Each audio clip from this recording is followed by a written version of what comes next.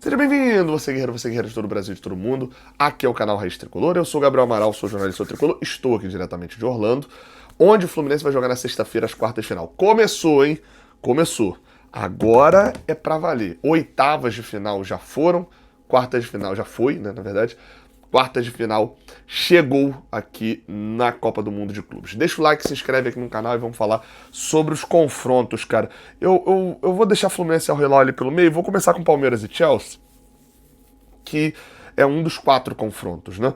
O Palmeiras avançou ganhando o Botafogo na prorrogação por 1-0, gol do Paulinho, enquanto o Chelsea também foi para prorrogação, fez 1-0 no Benfica, tomou empate, o jogo paralisou por 1h30, faltando 5 minutos. Volta esses 5 minutos, Di Maria empata de pênalti, e aí na prorrogação o Chelsea, que já tinha feito 1-0, acaba deslanchando, fazendo 4-1 e dando uma goleada na prorrogação. Cara, vamos lá, eu vou tentar analisar os 4 jogos pelos mesmos prismas. Primeiro, tem favorito para esse jogo? Eu diria que sim, mas eu acho que o favoritismo do Chelsea é menor do que a diferença dos dois times, e eu vou justificar de duas maneiras. Eu acho que o Chelsea é favorito, tá? Mas hoje vou justificar aqui por que eu acho que o Palmeiras entra com mais chances de classificar, talvez, do que a gente esperava num confronto, se esse confronto fosse disputado antes do Mundial. Primeiro, por um fator bem claro, assim, do que a gente vem vendo até nos jogos do Mundial.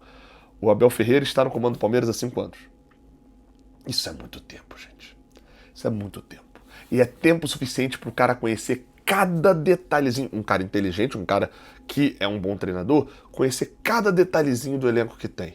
Saber que se o zagueiro é canhoto, ele vai botar o fulano, mas se o zagueiro é destro e tem 10 centímetros a menos, ele vai botar ali o outro para atacar daquele lugar, até pontos como, por exemplo, citei isso na live lá que a gente fez, o Rafael Veiga não sai do banco contra o Botafogo, porque ele achava que não ia ser produtivo. O Abel achava. O cara conhece assim, o elenco com a palma das mãos. E eu acho que isso entrega para ele a possibilidade de montar um time para disputar contra o Chelsea e depois de mexer no time no meio do jogo, bem grande. Entrega uma vasta opção que talvez um treinador que acabou de chegar e é inteligente e bom treinador, como por exemplo o Renato do Fluminense, talvez não tem. E o segundo fator que eu acho que aproxima um pouquinho mais o Chelsea do Palmeiras é o fato do Chelsea até agora no Mundial, quando foi exigido, perdeu. O Chelsea jogou até agora nesse Mundial, tomou virada do Flamengo e perdeu o jogo.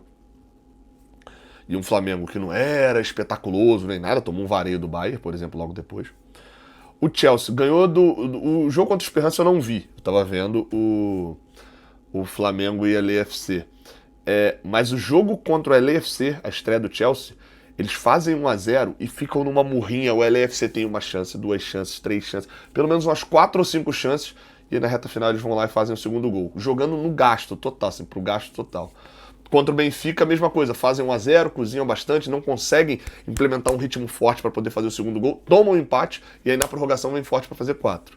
O Palmeiras vai levar o Chelsea a esse nível de exigência, onde eles vão precisar ficar martelando mais o tempo todo, de certa maneira como foi um pouco Bayern de Munique e Flamengo? Eu acho que sim, eu acho que sim.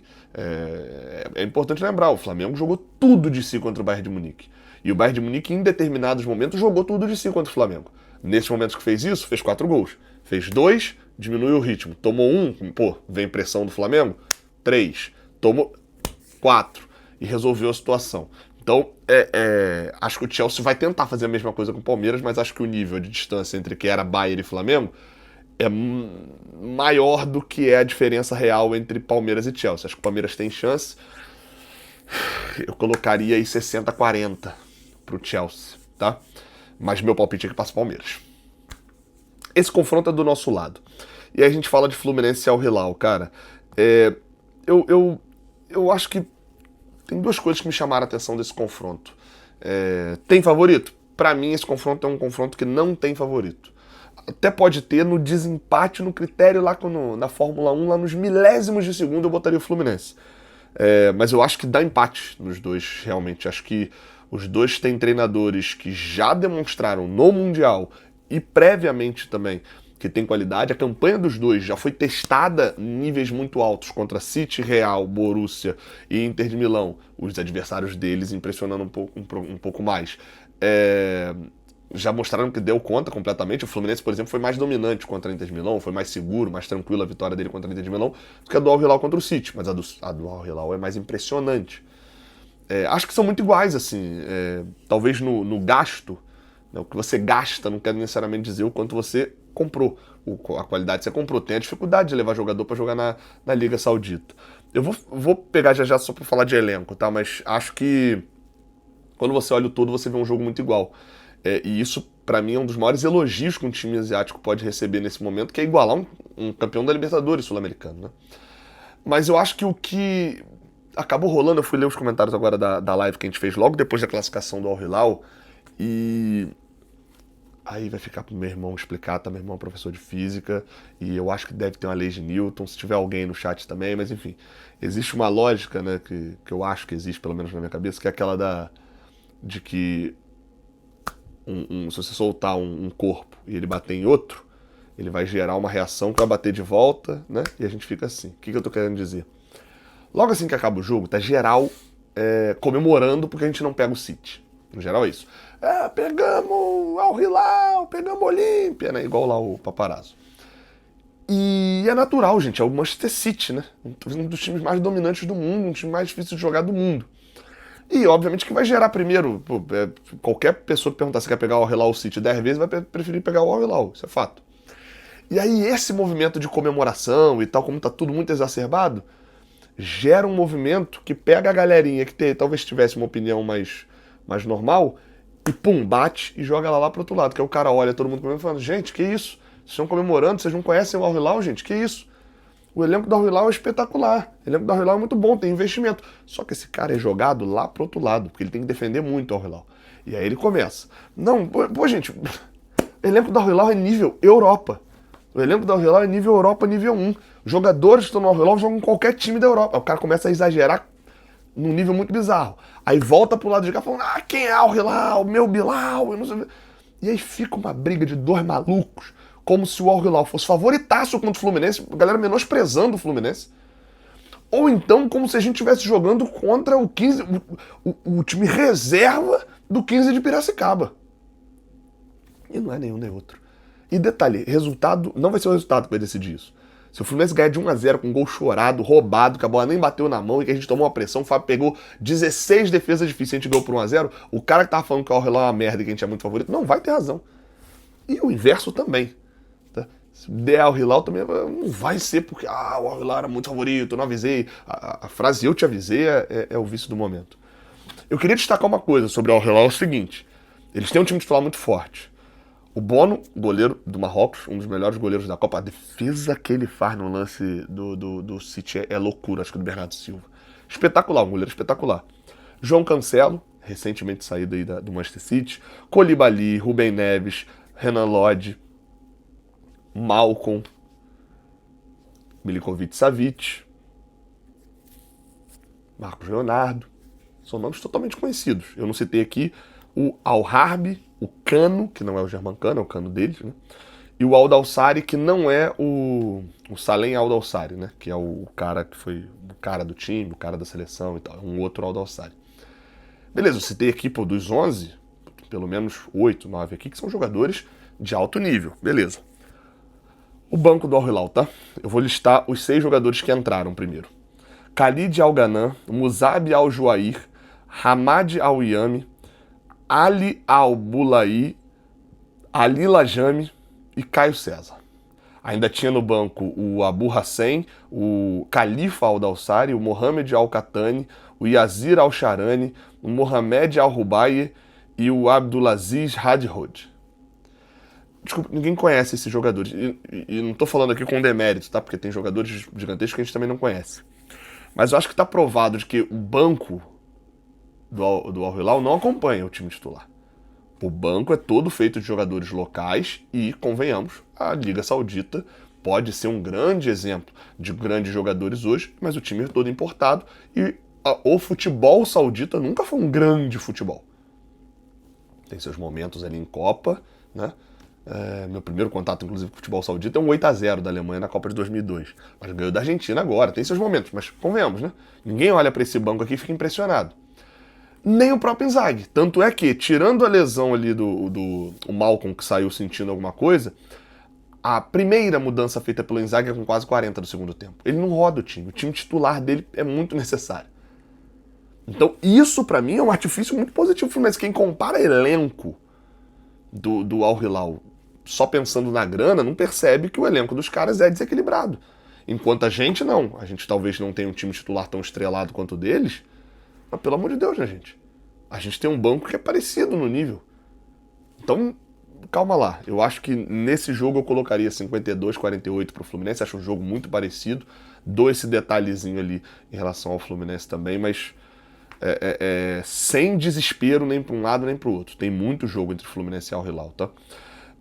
Outra quarta de final é Real Madrid e Borussia Dortmund. Esse eu vou passar um pouquinho mais rápido. O Real até agora também tá meio Chelsea, fazendo o que dá pro gasto.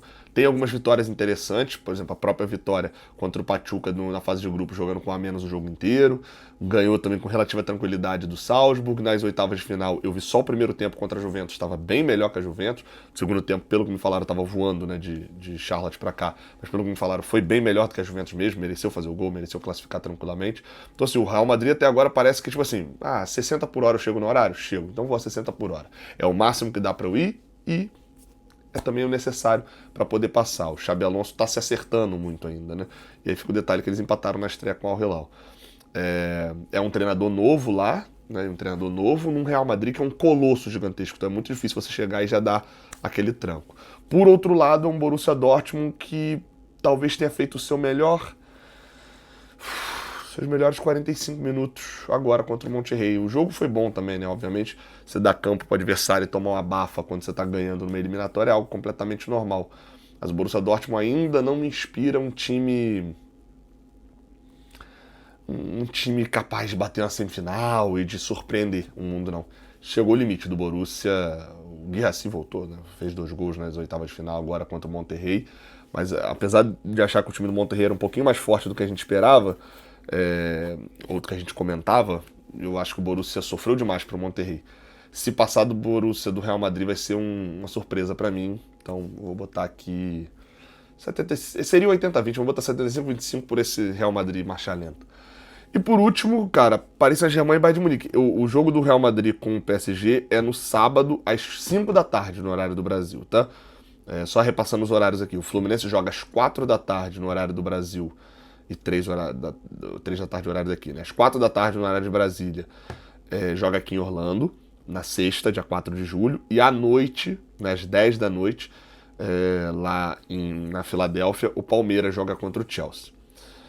No sábado, nas 5 da tarde no horário de Brasília, o Real Madrid enfrenta o Borussia Dortmund e à 1 da tarde, o jogo do Real Madrid é em Nova York, à 1 da tarde, em Atlanta, o Paris Saint-Germain enfrenta o Bayern de Munique, o que eu não acho que é o confronto mais equilibrado desse não. Acho que o Fluminense e o Hilal acaba sendo um pouco mais equilibrado. Mas acho que é um confronto bem equilibrado. São 2 times que têm campanha parecida. Mas eu senti um pouquinho mais de facilidade do PSG. O PSG tem um soluço ali, o quebra-mola, que é o jogo contra o Botafogo. Isso é fato. Perdeu aquele jogo e essa frase não vai fazer muito sentido, mas merecendo perder, porque não conseguiu transpor uma defesa do Botafogo, foi fechada o tempo inteiro, e isso acho que é demérito para um time, por isso eu acho que mereceu perder. O Botafogo foi efetivo quando quis ser. Agora, também não dá para ignorar o fato de que o PSG nos outros 3 jogos varreu o Atlético de Madrid como quis, varreu o Inter Miami como quis no primeiro tempo, dá para meter uma goleada histórica, talvez até em respeito ao Messi, se bobear, não quiseram meter uma goleada tão histórica assim, 4-0 no primeiro tempo, foi tranquilão.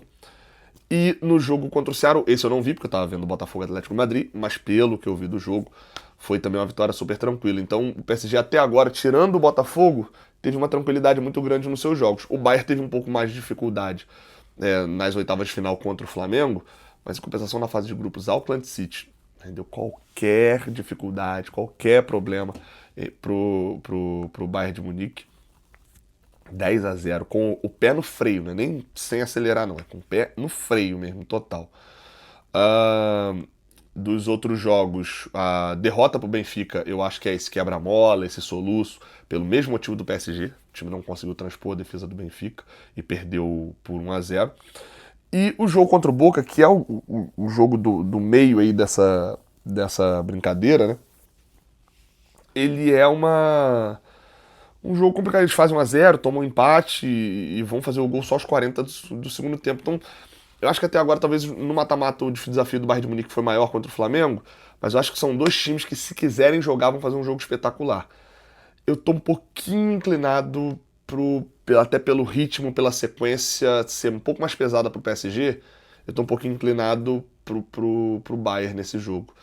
Acho que o favoritismo é um pouco mais do PSG, 55-45, mas meu palpite é que passa o Bayern. Enfim, tá muito próximo, né? Meu palpite aqui no geral é Palmeiras e Fluminense de um lado, Bayern e Real Madrid do outro. Mas acho que o PSG é favorito, tá? E o seu? Qual é o seu favoritismo? O que você pensa sobre esses jogos? Coloca aqui na caixa de comentários aqui embaixo. Não esquece de se inscrever, de dar o like. Tamo junto. Até a próxima. Valeu.